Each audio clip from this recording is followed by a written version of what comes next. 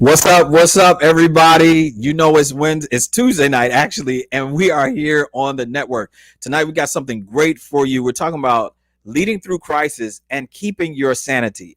So excited to have my good friend Josie Ascencio all the way from the Napa Valley in California, and she's going to give us some ways how to keep leading through crisis, but how she's kept her sanity even through the wildfires. Welcome again to the network. If you want to donate and bless somebody tonight, you're going to be able to do that. Not only so that you can have a great Thanksgiving, but so that somebody else can as well. Welcome again to the network.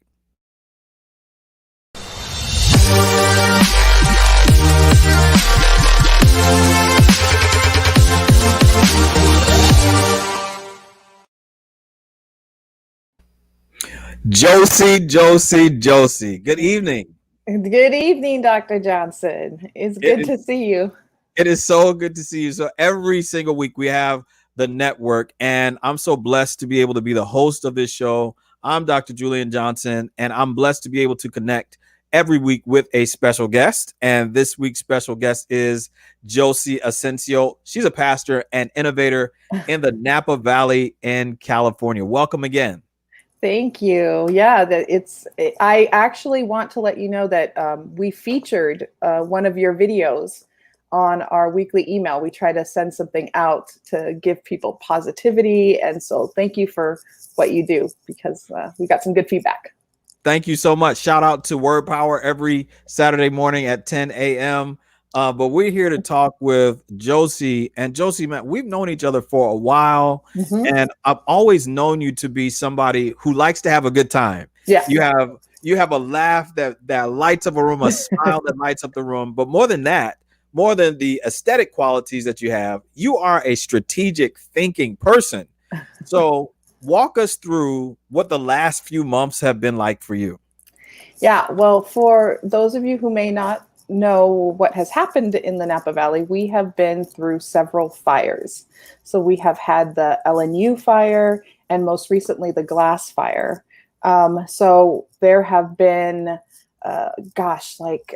we had in the second fire, we had our entire community around the church almost completely wiped out, about 80%.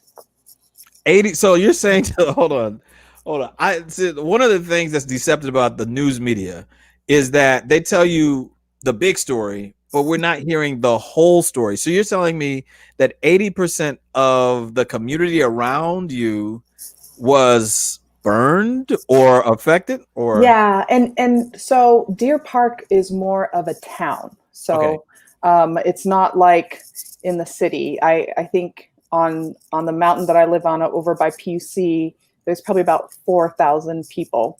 And so their church is the hospital church. Yeah. And then there's houses all around. Wow. And so there's still several houses standing, but wineries, homes. There was an entire mobile park that was completely wiped out. Mm. Yeah. And I think that is, what we hear is that there's devastation, but the way you describe it is that it's like new stages of life that have to be rebuilt all over again. Yeah. We have 14 households in our church directory, our phone book directory. We haven't even gone through like the membership list, but we have 14 households. Their homes have been burned to the ground. Oh my goodness. One home where there was damage, but everything's gone. Wow. People are trying to rummage through and find something, maybe coins even. But history, I just did an interview with one of our elders and his wife, and his wife was telling us that she had held the pictures for her family for their history, pictures from the 1800s. Oh my goodness. Mm-hmm. Wow. So there are not only consequences of physical loss, but there's been emotional loss as well. Yeah. And it sounds like even when you have pictures from the 1800s, that's some serious stuff. Yeah, that's not just your personal loss in your home, but that's your family history loss. Mm-hmm. And she was also sharing that she had saved her whole life. I think she got married in her mid-20s. Hmm. And she had saved her whole life for a piano. And when she got married to her husband, Yeah. they purchased the piano, and she'd had that piano for maybe 50, 60 years. Wow. So she can get a new piano, Of course. but it's not that piano that she Mm. saved for and got when she got married. And so there's a lot of sentimental. Some people were like, "Oh, my house isn't going to burn. We've been evacuated before," Yeah. and left their pets or left something that was meaningful to them, and now it's all gone. So Mm. it is definitely a moment where people are saying, "Hey, I need to make sure that I'm not taking for granted what's most important, which is my family, but also leaving room to grieve the Yeah. loss of history." Yeah. Wow. I mean, when you say it like that, I think there's some people who are grieving because of their history, because of their trauma, because of their Mhm. pain. But you're Mhm. telling me that people are grieving as a result of having missed or having history, quote unquote, deleted as Yeah. a result of a fire. And go ahead. So I'm sorry. this is like if you have you have kids, Yeah. and you have, say for example, if they were ever in the NICU. I don't remember the stories of their birth, but Yeah. if somebody was in the NICU and you had the bands Yeah. of them being in the NICU, or you had their umbilical cord, or you had the booties that they wore getting out of the hospital, all of that stuff that you hoped that you could pass down, maybe a doll or maybe a watch that you were going to pass down from generation to generation. Some things that are irreplaceable, that are somewhat meaningless but meaningful to you and your family history. It's all gone. No, and I think that that's been difficult to even just hear just now, because when you talk about experiences and people Mhm. and things and survivors, now I heard you talk a lot about possessions and Yeah. items and cherished things, Mhm. and some people would even say family members are pets that maybe Yeah. perished in the fire Yeah. as well. That's right. Was there much loss of life in your community? No, well, thank God there was none. So Wow. there, 4:30 in the morning. It was 4:22 to be exact when I got a Mm. phone call from our local fire department by the hospital, Hmm. and I was told to get on the scanner. And so I just started listening in on the scanner, and not 5 minutes later, they called for an immediate evacuation at 4:30 in the morning. Wow. So I started calling members that Mm. maybe wouldn't get. We have something called Nixle. I don't know if you have that in Florida, but just Nixle alerts. And so I called people who wouldn't get that, because we Mhm. don't have good internet. It's a very rural place, Mhm. rural place. And Mhm. so, I was waking people up. I called the pastors and was like, "Do you know what's going on? Wake up." There's one pastor I couldn't wake up, so I had to call someone across the street and say, "Go pound on their door." Wow. But they were calling for immediate evacuation. Mm. They said their priorities were this on the scanner. They said preservation of life, Mhm. preservation of firefighters, Mhm. and then buildings. Wow. So they had their own ranking system of the order of Mhm. importance. Mhm. And for you as a leader in the community, now, first of all, I heard you say something that I hope that people who are watching this don't pass or gloss over. You got inside information and they told you to listen to the scanner. How did you get a scanner, a fire scanner? I mean, who has a fire So scanner? But no, so it's kind of culture here. So okay. there's scanner apps. Okay. And because we're high fire danger and things like that, some of my friends who are in that scanner culture have Yeah. taught me how to get in on the apps and to star or favorite our area stuff. Yeah. So whenever we hear a fire siren, because you hear it throughout the entire all of Angwin, you hear a siren that goes off. And Mm. that's the call for our volunteer fire department. Our fire department's all volunteer. And so people have to leave what they're doing, go directly to the fire department. So that scanner just kind of helps us to know, is there a fire nearby? Do we need to have our ears perked up? Wow. So So it's like a culture of being aware, and it mhm. sounds like a culture of being connected as well. Would you say?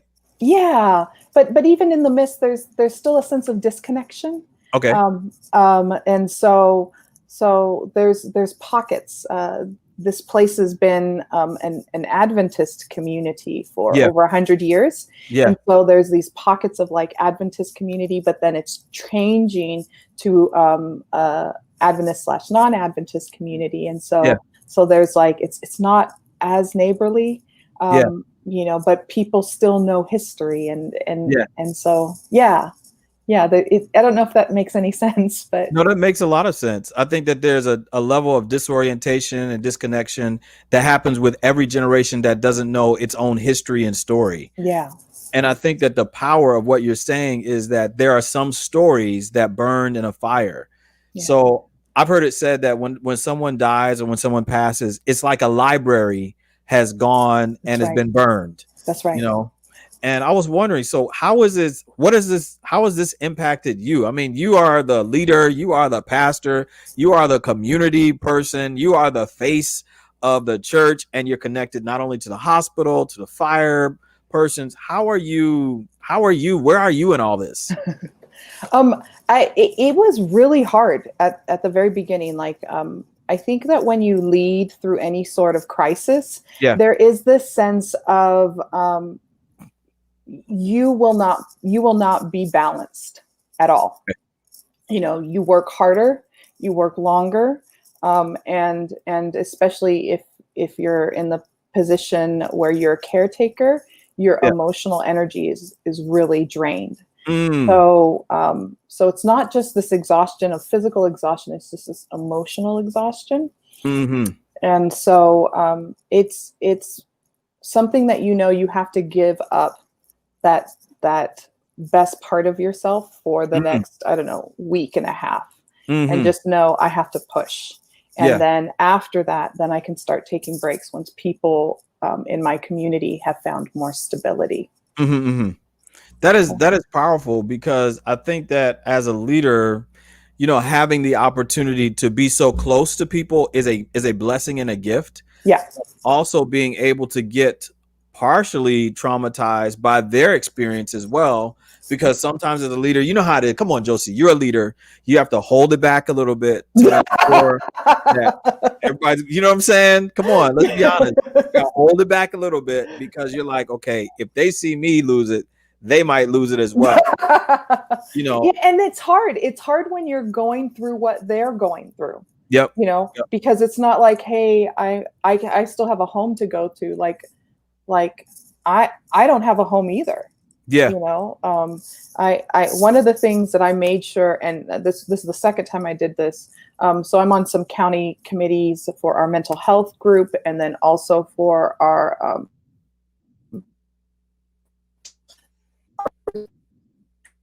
and so for the first fire, they were telling me, I head to the mental health committee, and they told me, hey, make sure that you let people know that when they go to the place where they need to go for resources, Yeah. that if you don't have anywhere to go, we're going to put you up in a hotel. And Wow. that's because of COVID, because of everything that's going on.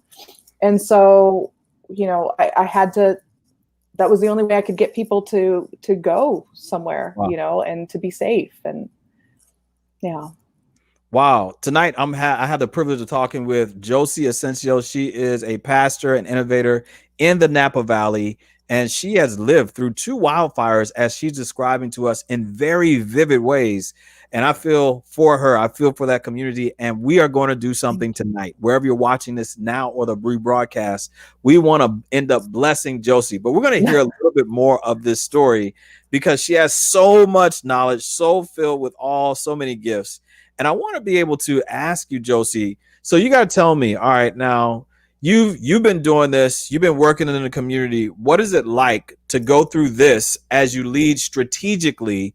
Have there been like some kind of how have you been doing this, and how have you not only been had this experience, but how have you been able to get through this as Yeah. a result of this challenge? Yeah, that's a good question. Actually, the strategy for me started years before the wildfire ever happened. Yeah. What I realized is our church wasn't on the map in the county. Mm. And I had told our church that we need to be a church that if a fire were to burn it down, like I literally said this, if a fire were to burn our church, that Yeah. the community comes together and Wow. helps us to rebuild Mm-hmm. and says, we need you to be in our community. Mm-hmm. Mm-hmm. And I was like, when I first got there. So I started attending different meetings and finally got a part of some bigger county meetings, Mm-hmm. and started assisting in little ways that we could as a church, or just being present was the biggest thing. Sure. So 2 years into it, people are familiar with my face. They're familiar with the church that I'm attached to. You know, maybe we've partnered together on some county initiatives. Mm-hmm. We've helped raise gift cards, or, you know, little things like that. Yeah. And so now I have just placed myself in a position where our church receives information that people who are not involved in the county would receive. So I was getting daily updates from the Wow. county Wow. that said, hey, this is how many people are evacuated. This is how many people are in hotels. You know, these are our COVID numbers. So all of these, I didn't need to watch the media. I didn't need to Mm-hmm. watch the news, because Mm-hmm. I was getting accurate information that was coming from, like, it was a much smaller gap between government official meetings to our county. Mm-hmm. So I had county leaders that were friends of mine that were attending government meetings and then disseminating that information. And so I think for any nonprofit, any leader, that getting involved in your county with other nonprofits, making sure that you know what other people are doing, or with the Chamber of Commerce, or with your Rotary Club, so that if anything happens, you are either there to provide service for people, or you are so connected that you have the right information that you can push out to people. So right now we're still pushing out grants that people can apply for, thousands of dollars that people who have lost their homes have access to, just because we have church members, because I'm on regular county meetings, get regular emails directly from places that are offering services to and for those who have been impacted by this wildfire. Yeah, I think that it is just so amazing and important for everybody to realize that we really need to have connection with each other, Yes. and that we can act as if we don't need each other, but we really do, Yeah. in order to stretch ourselves to be able to connect with each other. Mm-hmm. But in addition to connection, it's being effective. You know, we can try to connect all we want, but we may not feel as if we're being effective. But it sounds like you bridge the gap between desire and intention, and you made a great bridge in your community. How those relationships developed or formed like that? I when I first started attending, you froze a little bit, so I thought you asked a question. Is that okay? No idea. That's on my end. Go ahead. So I started attending a meeting by meeting somebody who's the director of our Rionda House. Her name is Julie, and we don't have a senior center. We have Rionda House, Okay. and so Julie connected me to other people that were offering services to seniors in our community. Okay. And through that, I just got connected here and there, and the different representatives. We have someone, because we're near Sacramento, so someone from Sacramento has sent a representative every now and again.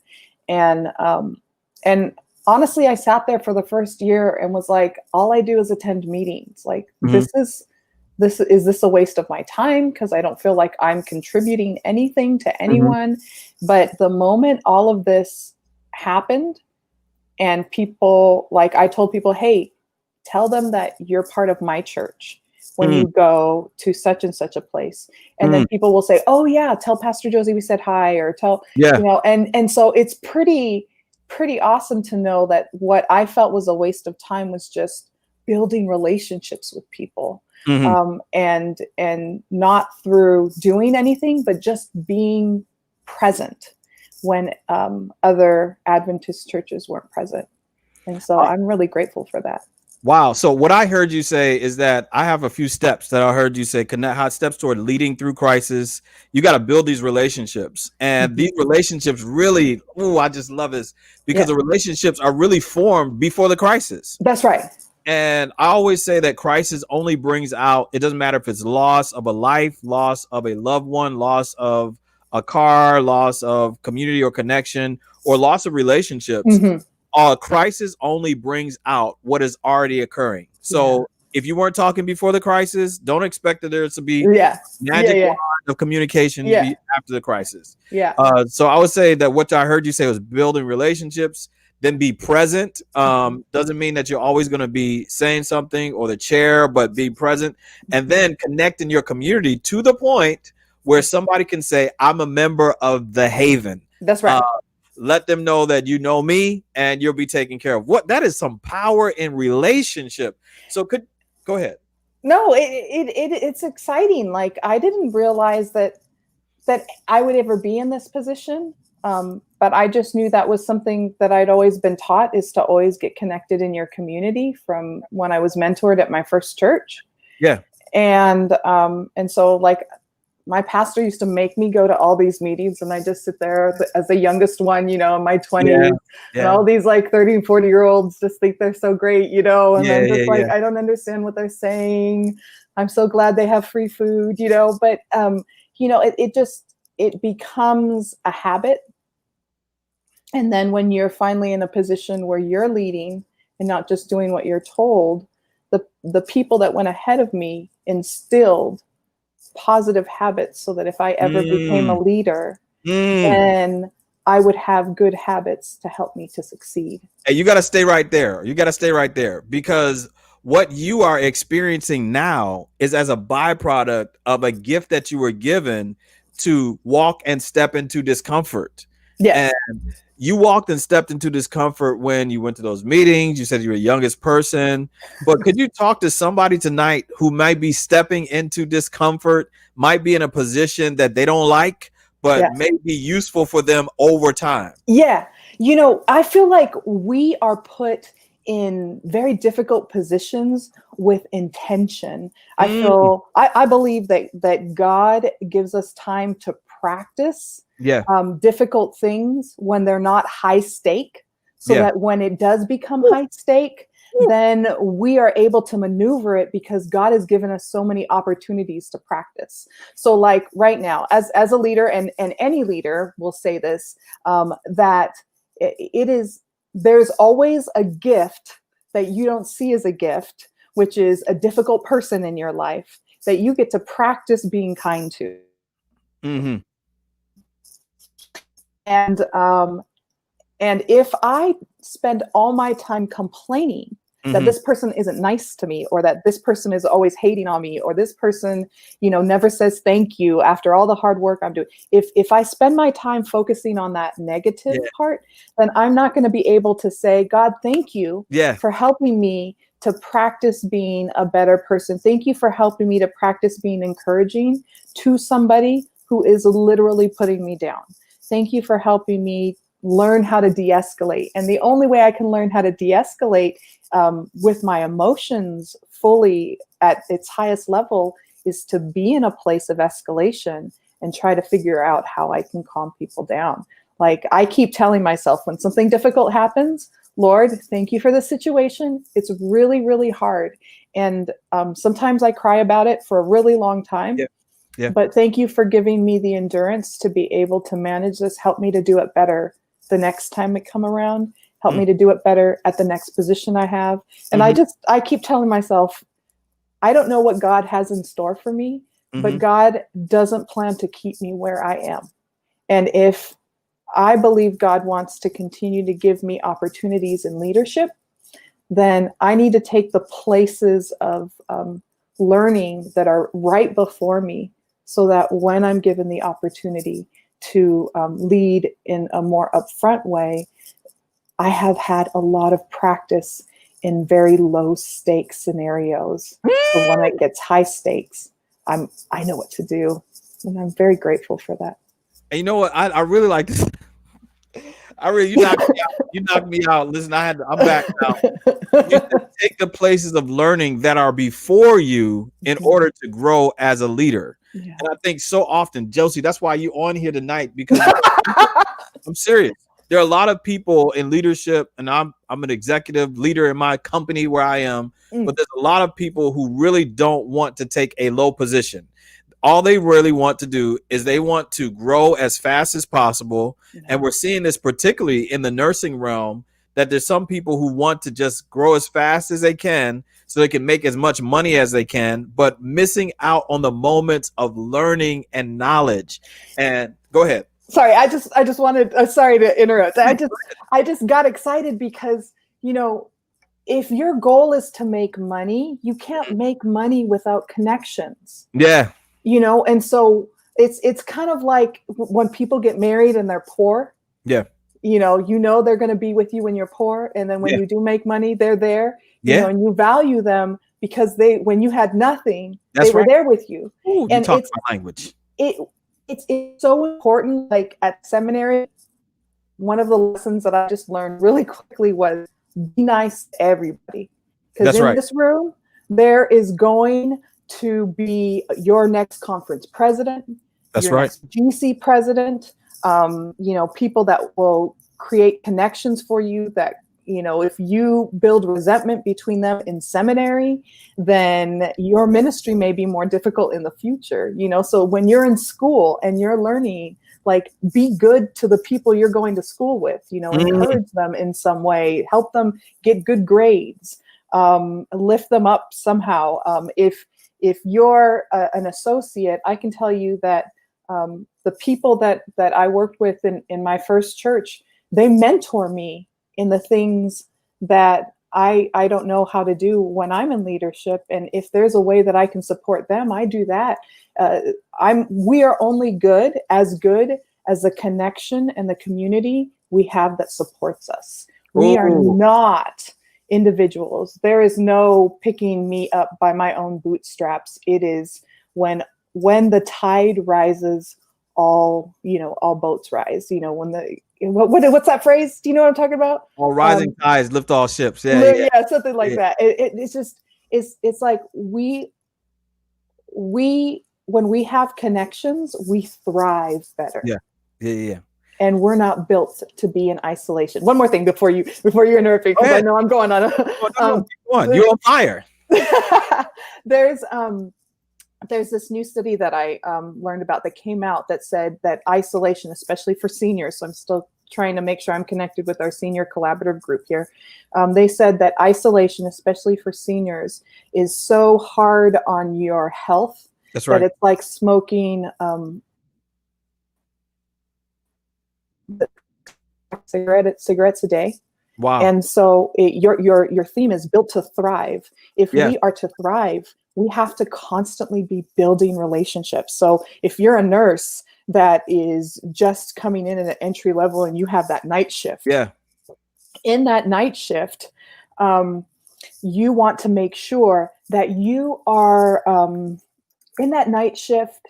You want to make sure that you are building connections with the people that are on your staff, because those are your next shift leaders. Yeah. Those are your next CEOs, possibly. Those are your next leaders. And hey, that leader may even be you. Build connections, lift people up, and then practice gratitude as much as possible. Yeah. So I mean, Josie, who I'm talking with tonight, for those who are just joining, is the one and only Josie Ascencio. She's a pastor in the Napa Valley who led and is still leading her church in recovery efforts after two major fires that damaged and destroyed 80% of their community. She has walked through the fire and she has come out unscathed. And she has been a connector in a community, leading strategically, leading with compassion, and also leading with intention of connecting with her community. One of the things we want to do on the other side of this break is to be able to share ways of how you can connect with Josie's church, specifically with her community, and also how you can bless one of the 14 families that may be in need in her area. I'm so excited tonight to be able to talk to my good friend, Josie Ascencio. We'll be back in just a moment as we come back after these messages. We'll see you on the other side. Our fight against coronavirus isn't over. We still have to slow the spread and do our part. Let's wear face masks in public. Stay 6 feet or more from others. Follow state and local guidelines. Wash our hands frequently and stay home when we feel safe. For ourselves, for our loved ones, for our future. Let's move forward together. Learn more at coronavirus.gov. Shout out to the Hip Hop Public Health. All the healthcare workers on the front line. Together, we can make a difference. What's good, y'all? This is Doug E. Fresh coming at you live and direct. All of y'all out there, I got a couple of things I want to talk to y'all about. Wash your hands, everybody. And everybody, wash your hands. 20 seconds. Come on, wash your hands, everybody. And everybody, wash your hands. My people uptown, wash your hands. My people downtown, wash your hands. People from the East Coast, wash your hands. People from the West Coast, wash your hands. That's right. First and foremost, please listen close. Take your time, wash. Use a lot of soap from the front to the back, back to the front. Sing the hook where you at. That's exactly what we want. If you decide to leave, please take heed. Talk a social distance, at least 6 feet. On a bus or the train, riding in your car. The further you're away, then the better off you are. 20 seconds or more. You gotta be able to wash your hands like you never ever washed them before. 20 seconds or more. Don't try to wait, you'll make the greatest mistake. You need to wash them when you enter the door. 20 seconds or more. Take your time, sing a song, spit a rhyme. When you finish, you can put on some gloves. 20 seconds or more. It's very important to wash your hands. You're protecting everybody you love. Wash your hands, everybody. And everybody, wash your hands. 20 seconds. Come on, wash your hands, everybody. And everybody, wash your hands.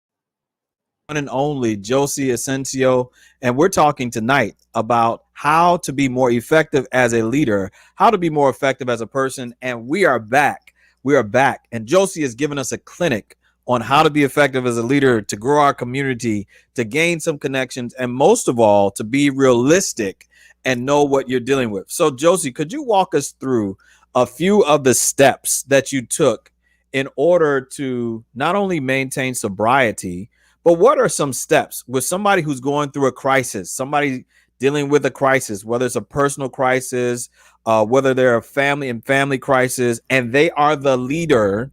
What kind of things would you suggest to people in order to help them to have a meaningful experience, but also an impactful experience?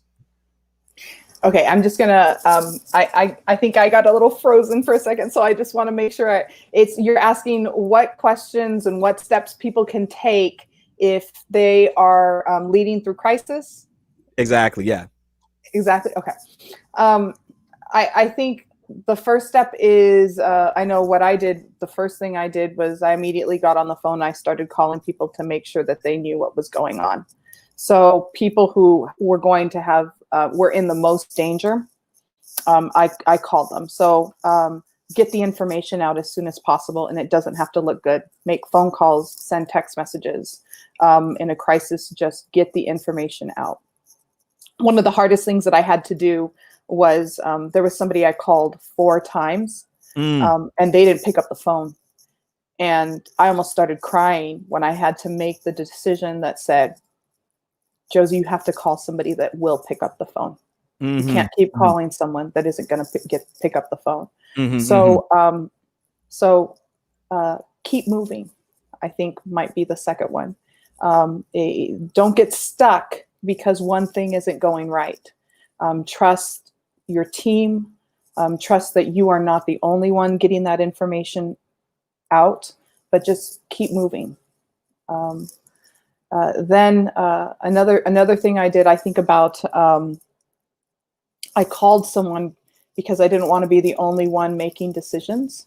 I called one of my best friends out here, and I woke her up and I said, get on the scanner, because she's the one who introduced me to the scanner. Okay. Get on the scanner. And as we were listening, I was like, I'm not wanting to freak people out, but I think I'm going to start calling people. And she said, that's a really good idea. And so don't make decisions by yourself. You know, make decisions with somebody who understands the situation better than you. So she does the scanner. That's just something she does for fun. And so I asked her to get on the scanner with me, help me make good decisions. Because I'm from the city and she's from here. So when she says get out, I'm like, okay, we need to get out. So sometimes she's my person that I gauge when I leave. So from there, there was a point where I had to stop calling people so that I could pack myself and get out.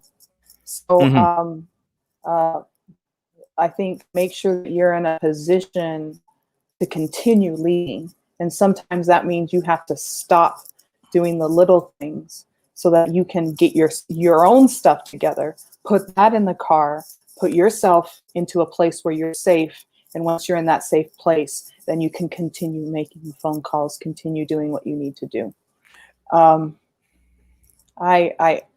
think be flexible. I feel like these are a lot of things, but I think be flexible. In a time of crisis, things are not going to go according to plan. And so make sure that you are not making the situation worse by telling people how frustrated you are with them because they didn't do their job. Because half of the time people aren't able to do their job because they don't have what they need to accomplish that. So being flexible and saying, okay, how can we make this work? How can we make this work? And that flexibility helps people to stay positive. So focus on what's in your control and not controlling what's outside of your control. So I got on the phone with someone. I called her, and she's one of our older members in the church, probably late 80s, early 90s. And when I called her twice because the first ring doesn't always go through in the middle of the night. Call twice and get the second time, so it went through. And she was like, hello. And I told her, because she was groggy. That's my groggy voice. She said, I told her what happened, and she got mad. She got mad at the fire. She got mad at the fire, and she got mad at the fact that it was happening at 4:30 in the morning because she was going to leave at a certain.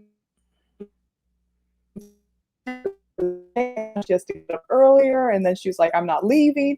And it's like, focus on what's in your control. The fire and the fact that it's here is not in your control. So it doesn't help that you get mad at the fire. And so I had to tell her, I just need you to get up and to get out. Put your things in your car, get up and get out. And as she was saying, I'm so mad. I was like, well, I'm just so glad that you picked up the phone and that I called you and woke you up so you knew a fire was in your community. So just focusing on what you can change.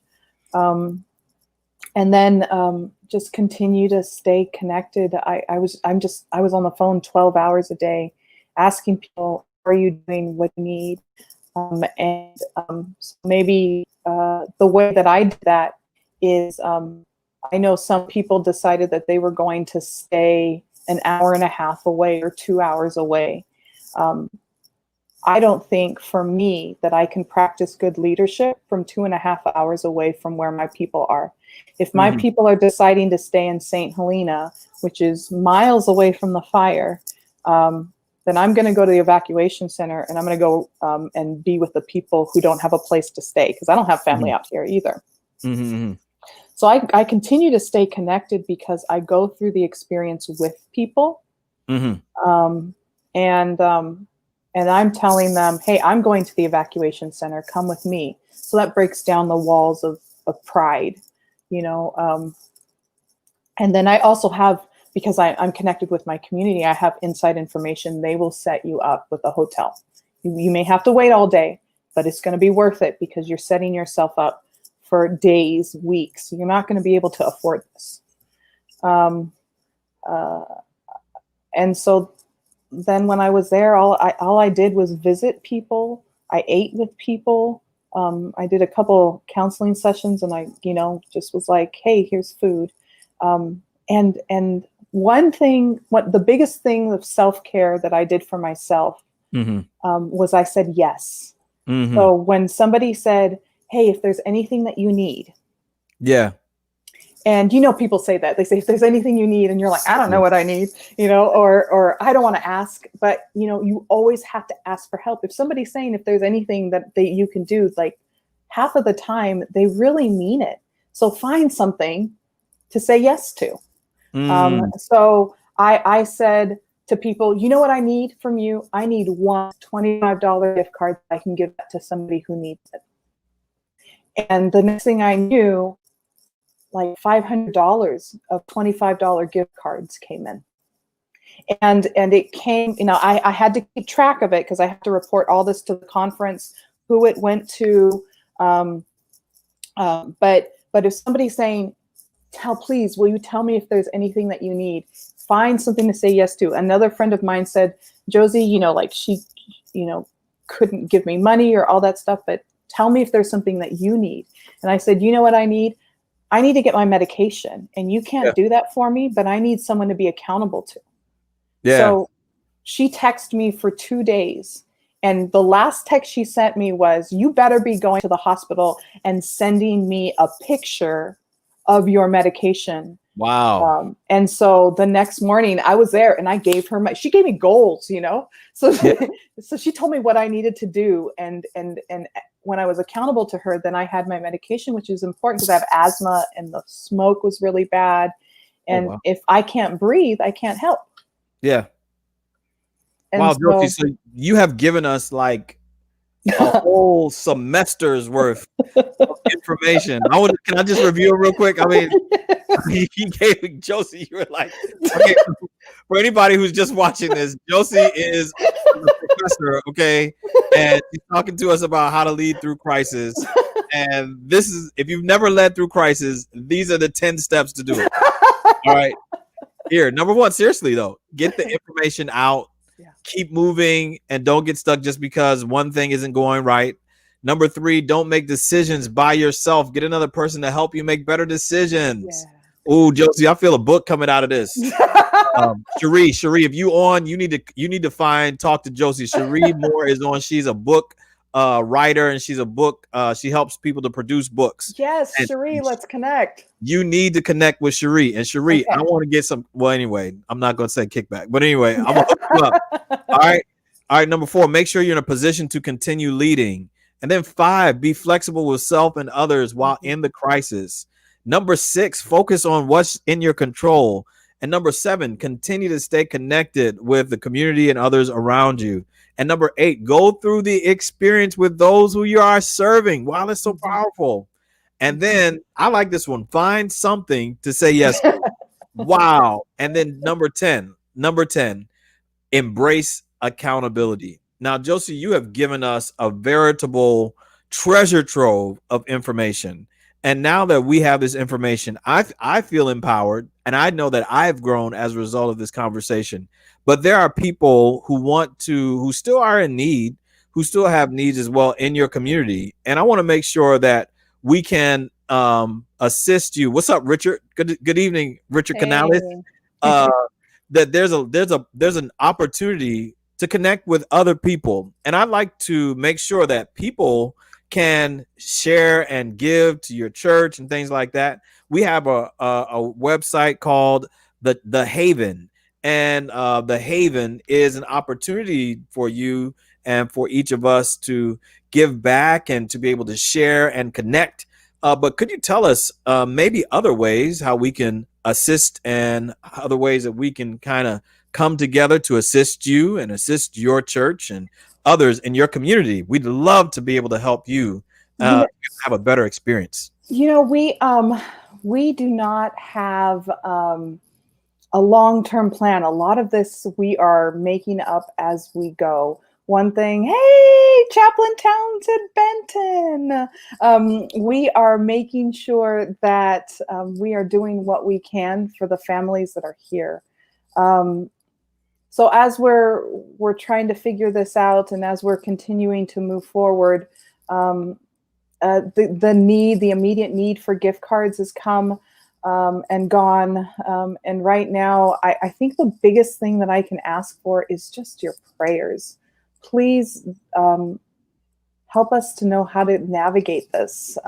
I wish that there was more that we could do, but if you have a list, if you're a list prayer, if you're one of those warriors, please put the Haven on your list, because I believe that the Lord provides for us more than what we could ever imagine. And when we are so sad that we cannot pray for ourselves, we need to reach out to our community to intercede on our behalf. And so I think, like, if you are thinking, hey, there's something monetarily that we wanted to do for Thanksgiving or Christmas, I think we have a fire recovery on our Adventist Giving Donate app, or if not, to the Pastor's Fund, because right now all of that stuff is pretty much going to our fire victims. And so if that's something you want to do, but there is nothing more valuable than your time and your prayer. And if you bless us with those two things, I know that we have richness that is far beyond anything we would even comprehend. Well, thank you so much. It's been a blessing just to be able to be with you tonight. I mean, I have learned so much. I look forward to being able to connect with you even further, and praying that your church would not only be blessed, but that God would open up windows of heaven and pour out blessings on your community.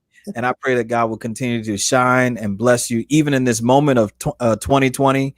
And I'm praying that God would do more for you and help you to grow and be blessed.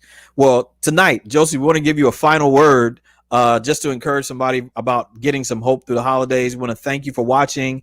And those who are on the rebroadcast, we put the website for the Haven Church. Please mark your donations for fire. Bless Pastor Josie in a special way, and also those in her community. But you got the final word after you take us out. One last word from me, and then we thank you so much for being with us. And Josie, the final word is yours. I hope that in the midst of everything that's going on with COVID, in the midst of everything that's going on in your life, in the midst of learning to become a better leader, learning how to deal with difficult people, that you establish a habit of gratitude. That's the only thing that's getting me through. So when something is difficult, I try to find something to thank God for. Thank you, God, for this difficult person, because they're teaching me something about myself and about you. And thank you, God, for waking me up this morning, because I need to get up and do work. Thank you for giving me something to do. Thank you for the fact that I don't have work right now, because I can spend that time with my kids, and you know how important that is for me. So God will provide for you everything that you need in ways you could never understand. And so trust that, and just be grateful for what you have right now. Don't live in the future, live in the right now. Oh, what a word, what a word, what a word. Live in the right now. And I'm just so excited. Thank you again for coming. Oh, thank you. This was fun. I'm glad. And please remember to please not only just pray for the Haven, but send some money to the Haven. Wherever you're watching this, you've been blessed. And some of you have been watching and waiting. How can you help? How can you bless? They may need, the people need not only financial items, do people need clothes? What kind of things would be helpful in your community? So one of the things that we learned is people have lost everything. And so what they need is just their independence to get their own type of hair shampoo and their own clothes. I think people have been inundated with clothes. There have been places that have just given free clothes out to people.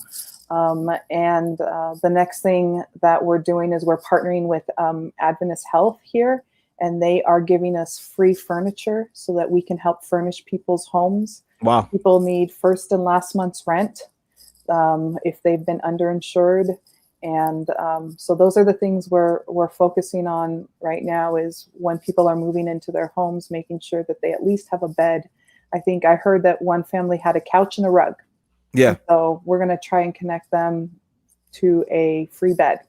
And so I'm just working on getting brand new furniture, not old stuff, not my leftover, just we want new stuff. something new. Yeah. All right. Well, we thank you so much for being here tonight. And remember that when we're on the network, this is a place where you can find community, where you can gain connections, and you can experience compassion. Please feel free to come back on Saturday morning at 10 a.m. Eastern Standard Time, 7 a.m. Pacific Standard Time, West Coast, the West Coast time. We want to make sure to let you know that there's a word for you on this Saturday morning. Until then, I thank you so much for taking some time to be with us. And I'd like to thank my good friend, Pastor Josie Ascencio, for all that she is doing. And I want to celebrate you, not only as a wonderful preacher who can rightly divide the word of truth, but someone who's connected to the community and cares about people. We need more pastors like you. And I'd love for you to be able to be a great part of the Built to Thrive community. Thank you again for being a part tonight. Thank you. We'll see you the next time, everybody. Have a good night.